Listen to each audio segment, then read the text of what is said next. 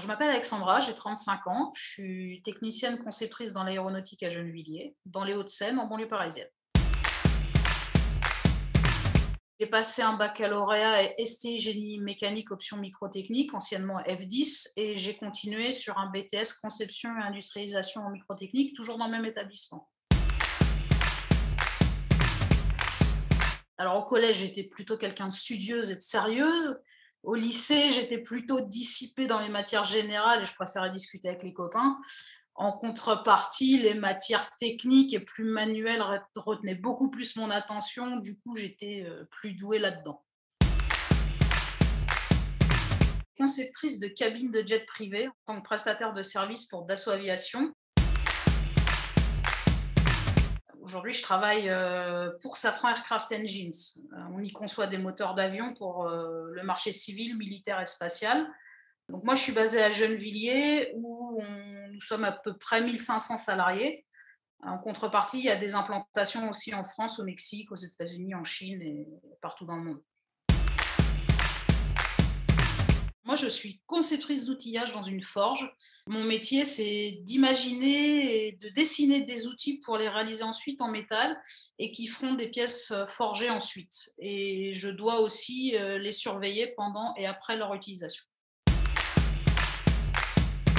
Je travaille sur un très gros outillage pour faire une très grande pièce qui va venir se monter sur les moteurs de Boeing 737 MAX en fait. C'est un outillage très cher, très compliqué et qui demande beaucoup de travail et beaucoup d'échanges avec beaucoup de personnes. J'arrive à peu près à l'usine vers 8h, 8h30. Je lis mes mails. Vers 9h, je pars faire l'expertise des outillages qui ont travaillé la veille. Je passe ensuite dans l'atelier qui réalise physiquement les outillages pour voir s'ils n'ont pas de problème à signaler. Et ensuite, je retourne à mon bureau pour continuer mes dessins d'outillage, participer à différentes réunions et assister à des productions de pièces jusqu'au soir pour rentrer. Ce que je préfère dans mon métier, c'est voir le métal se transformer sous mes yeux. J'aime aussi le fait de travailler avec des personnes de tout horizon et à la fois des forgerons donc en production, des monteurs d'outillage, des ingénieurs et plein de gens comme ça, des pilotes d'industrialisation qui font des plannings. Voilà. On a besoin d'être nombreux pour faire notre travail. Mon salaire me permet de vivre correctement. Safran a l'avantage d'offrir en termes d'intéressement, par exemple, des solutions pour réaliser des projets personnels. Le comité d'entreprise est aussi très intéressant et surtout, il y a beaucoup de possibilités de formation en interne et en externe. On voit des monteurs outilleurs en train de préparer un outillage pour aller dans des grands fours. Donc là, vous voyez tous les outillages. Ils le posent sur une palette automatique qui va aller sous un grand four cloche, parce que les outillages sont utilisés chauds. Là, on les monte, les forgerons les montent. Donc là, le forgeron, il vient chercher la pièce chauffée qui devient comme de la pâte à modeler. On vient la mettre dans l'outillage, on vient appuyer dessus et la pièce va prendre la forme de l'outillage. Et donc, on a une pièce voilà, qui a changé de forme et qui est prête pour une autre opération.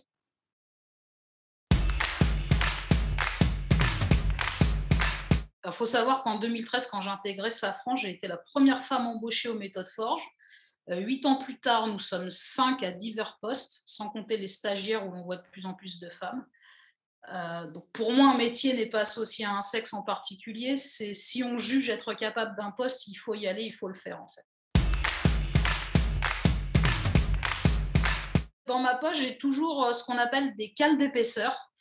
Elles me servent autant à vérifier des jeux de fonctionnement sur les outillages que les formes qui donnent la géométrie des pièces forgées.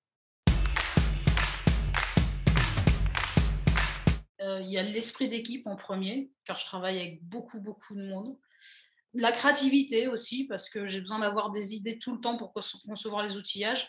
Et l'adaptabilité, car je change beaucoup de sujets dans la même journée et beaucoup d'interlocuteurs. Je voyage de temps en temps, en France principalement, et surtout, l'impact sur ma vie est relativement réduit parce qu'on peut se permettre de faire des déplacements seulement sur la journée. Dans mon équipe, nous avons un expert outillage qui est aussi un ancien forgeron. Cette personne m'a appris que les seules limites que l'on a sont celles que l'on s'impose à soi-même, en fait, et il m'a surtout montré qu'avec de la volonté, on pouvait apprendre un nouveau métier. Ma matière préférée, c'était la fabrication de pièces sur machine-outil. Le film Inception.